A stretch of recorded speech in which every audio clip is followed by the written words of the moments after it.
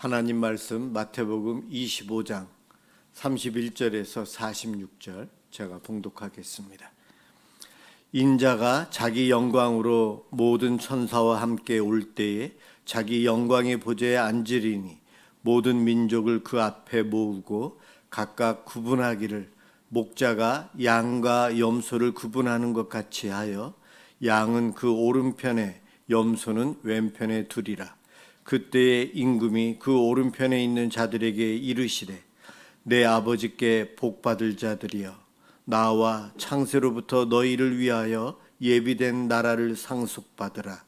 내가 줄일 때에 너희가 먹을 것을 주었고 목마를 때에 마시게 하였고 나그네 되었을 때에 영접하였고 헐 벗었을 때에 옷을 입혔고 병들었을 때에 돌보았고 옥에 갇혔을 때에 와서 보았느니라.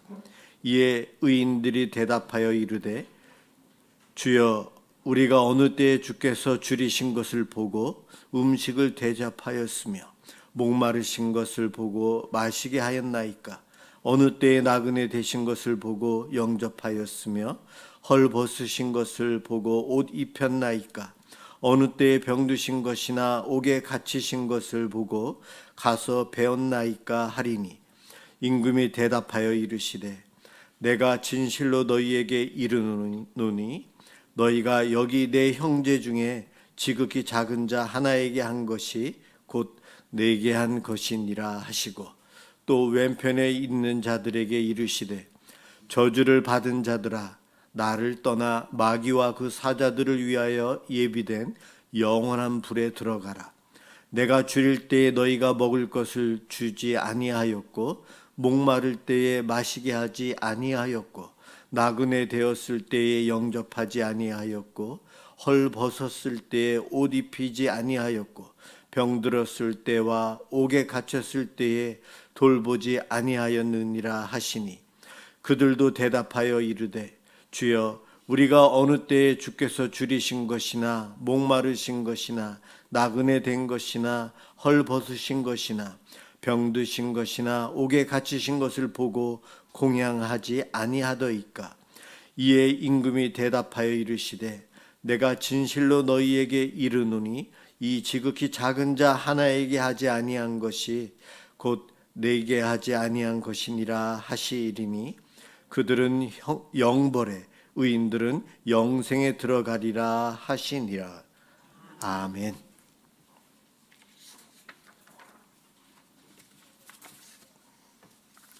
큰 자와 작은 자. 오늘 이 말씀을 통해서 우리들이 살펴볼 하나님의 은혜의 말씀은 우리 예수님이 붙잡히시기 며칠 전에 종말의 때에 어떻게 심판을 하실지를 비유로 말씀하신 내용이 이 25장에 나와 있어요. 열처녀에 대한 이야기도 나오고 달란트에 대한 이야기도 나오고 오늘은 염소와 양을 구분하는 이야기로 나오고 있어요. 누군가 살면서 평가를 받아야 할 때에 그 평가를 잘 받기 위해서 우리들은 준비합니다. 학생들은 시험 범위가 어딘지를 선생님께 묻고 시험 범위 안에서 열심히 대비를 합니다. 그래야만이 평가에서 좋은 점수를 얻을 수 있잖아요. 직장인들도 마찬가지죠. 고과 기준을 알아야만 준비를 하고 승진할 수 있는 기회를 또 누릴 수 있어요. 그런 것처럼 우리 인생의 마지막을 평가를 하는데 평가 기준을 우리들이 제대로 알아야 한다는 거예요. 평가 기준, 일평생을 살고 천국과 지옥을 결정할 때에 우리 예수님이 임금으로 왕으로 오셔서 평가를 하는데 염소와 양으로 구분을 한다고 합니다. 그 평가 기준이 무엇인가에 대한 답을 오늘 이 양과 염소의 비유로 예수님께서 해주시고 계세요. 여러분, 어떻게 해야지 천국 가는 거죠? 우리는 알고 있잖아요. 믿음이에요. 예수를 믿는 믿음이 있어야지 천국 갑니다. 그런데 그 예수를 믿어야 되는데 그 예수님이 오늘 본문에 내가 다시 와서 마지막 평가를 할 때에 합격이냐 불합격 그것을 할 텐데 그 기준이 그 믿음이라는 건데 믿음으로 살았는지 안 살았는지를 작은 자, 내 옆에 있는 작은 자를 어떻게 너가 대하고 살았는지로 보고하겠다 말씀하시는 거예요. 예수 잘 믿는 믿음이 무엇인지를 이 비유가 이야기해 준 거예요. 앞에 열처녀의 비유를 통해서도 말씀하셨고 달란트 비유를 통해서도 말씀하셨고 이 본문에는 양과 염소의 비유를 통해서 이야기하시는데 큰 자 작은 자 이 비유를 통해서 이야기를 하고 있다는 거예요. 심판의 유일한 기준이 내 주변에 있는 지극히 작은 자를 어떻게 대했느냐. 그 지극히 작은 자가 누구인가? 예수님은 먹지 못한 자, 줄인 자, 광야에 있었으니까 목마른 자, 나그네 된 자, 헐벗은 자, 병든 자, 옥에 갇힌 자 이렇게 이야기하시면서 작은 자가 누구인지를 이야기합니다. 오늘날 내가 살면서 내 옆에 작은 자가 누구인가? 작은 자가 누구인가? 우리는 물으면서 살아야 돼요. 안 그러면 작은 자가 안 보여요. 다 멋있어 보이고 다 괜찮아 보이고 다 큰 사람처럼 보이고 다 잘 나가는 것 같아요. 그렇지 않습니까? 요즘은 그런 시대에 살고 있어요. 신경 쓰지 않으면 눈물 흘리고 마음 아파하고 괴로워하고 외로워하고 힘들어하는 사람을 찾는 것이 어려워져요. 우리 예수님 마지막에 오셔서 천국과 지옥으로 나뉠 텐데 우리가 그 기준을 제대로 알고 있어야만이 이 땅에서 살면서 바르게 준비할 수 있어요. 이 세상 또 이 땅에 있는 사람들 우리들은 다 큰 자가 되고 싶어 합니다. 큰 자가 되고 싶어 해요. 예수님 당시에도 사람들이 항상 큰 자가 되고 싶어 했어요. 그래서 제자들도 그것 때문에 싸움이 일어났어요. 제자들에게도. 누가 더 큰 자입니까? 나도 항상 큰 자로 살아가고 싶어 합니다. 어떠한 모임에 가서 내가 딱 앉으면서 주위를 둘러보면서 사람들을 봅니다. 그럴 때에 우리도 모르게 내가 나이가 이 중에서 어느 정도 될까? 나이 많은 사람이 누굴까? 나보다 더 높은 지위에 있는 사람이 누굴까? 나보다 못한가? 재산은 나보다 많은가? 나보다 더 많이 배웠나? 저 집 자녀들은 나보다 더 잘 키웠나? 못 키웠나? 우리는 본능적으로 그것을 살피면서 내가 큰 자인가 작은 자인가 큰 자이기를 소망하고 바라면서 그러한 생각들을 알게 모르게 본능적으로 하는데 그 본능은 죄로 말미암아 오염된 본능이에요. 어린아이들도 그 순진한 아이들도 놀이터에서 만나면 너 몇 살이야? 제일 먼저 물어보잖아요. 죄에 오염되어 있는 인간의 모습이 그 순진한 아이들에게도 있는 거예요. 누가 더 큰 자고 누가 더 힘이 있고 누가 더 유명한가?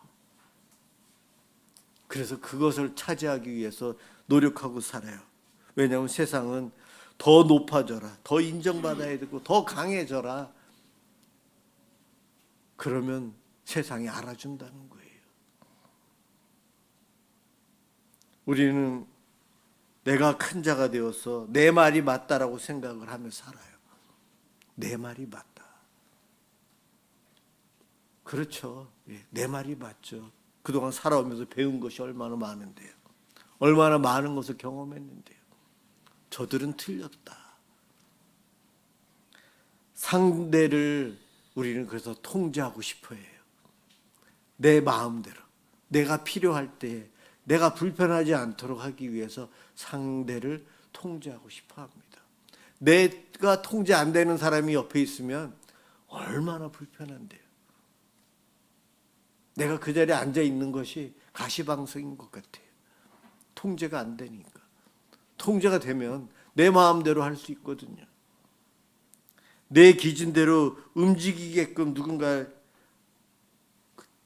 조종하고 싶고 그 모임을 그렇게 하고 싶어 합니다.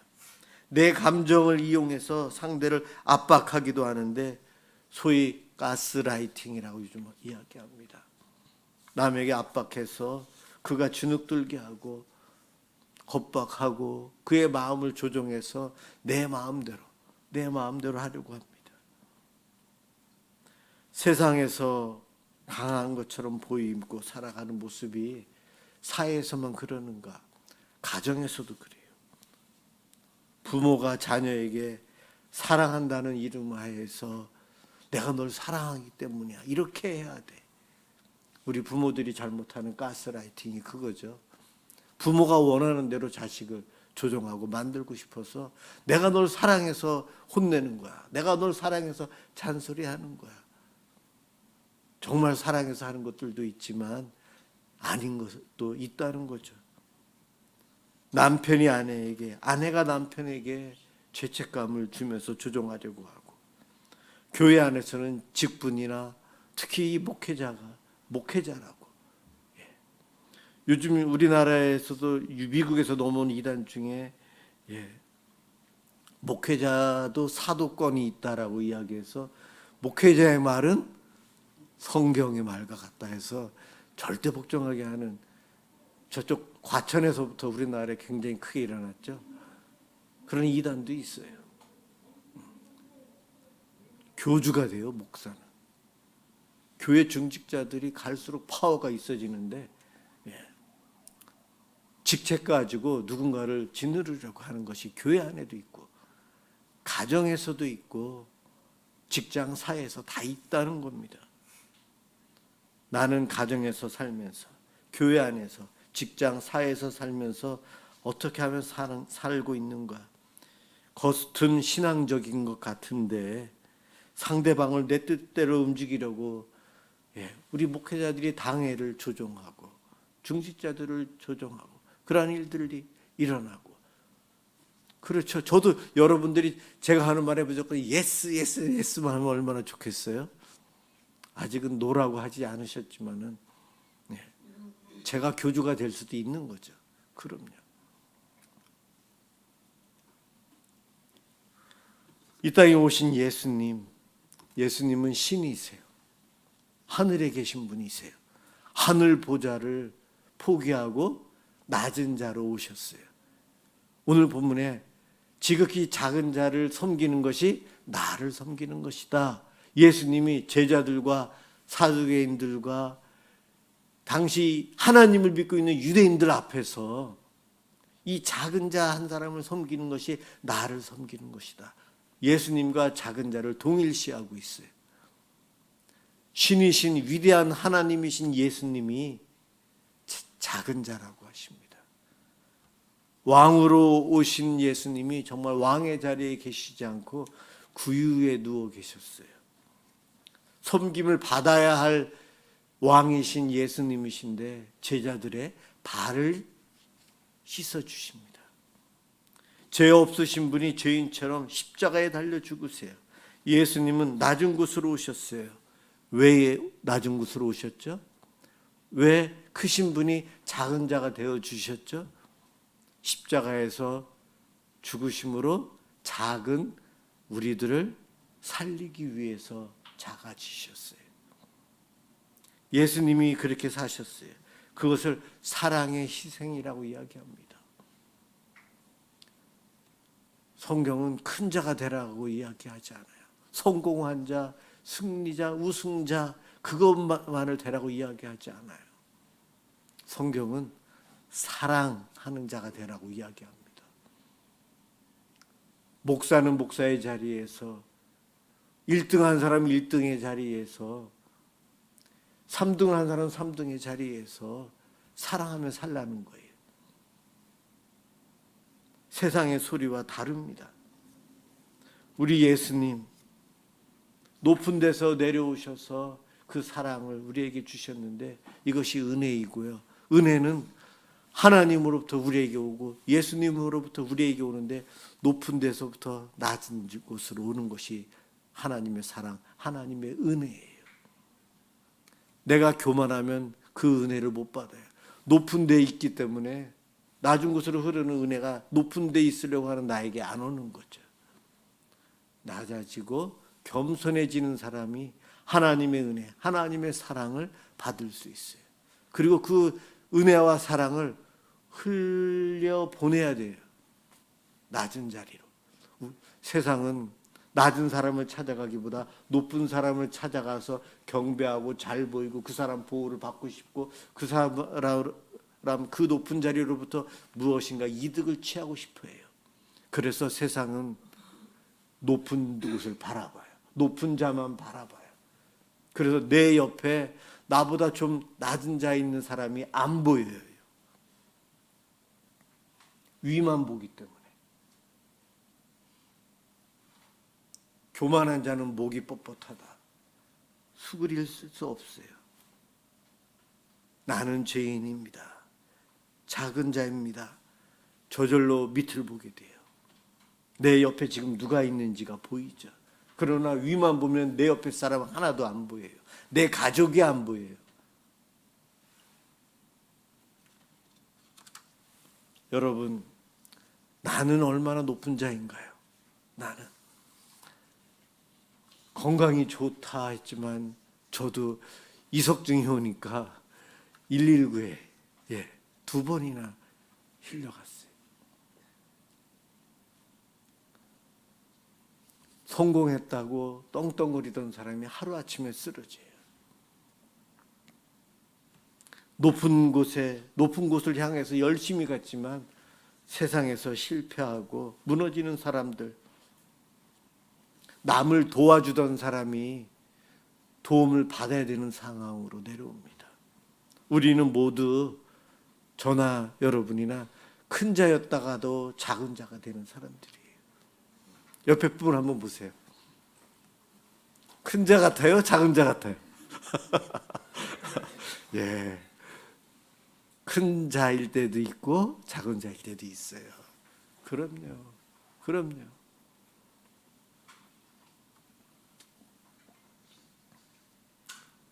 이 땅에서 우리가 어떻게 살아야 되는가? 오늘 본문에 오른쪽에 양으로 분류된 사람들에게 예수님께서 내가 줄일 때에, 내가 목마를 때에, 내가 아플 때, 내가 나그네 되었을 때, 내가 감옥에 갇혔을 때 너희가 나를 공양했다. 그러자 양의 자리에 있던 사람들이 우리가 언제 그랬어요? 우리 그런 적 없어요. 기억이 없어요. 여러분, 작은 자는 자기가 실천한 사랑을 베푸는 것을 상급을 원해서 기대하며 한 것이 아니기 때문에 기억을 못하는 거예요.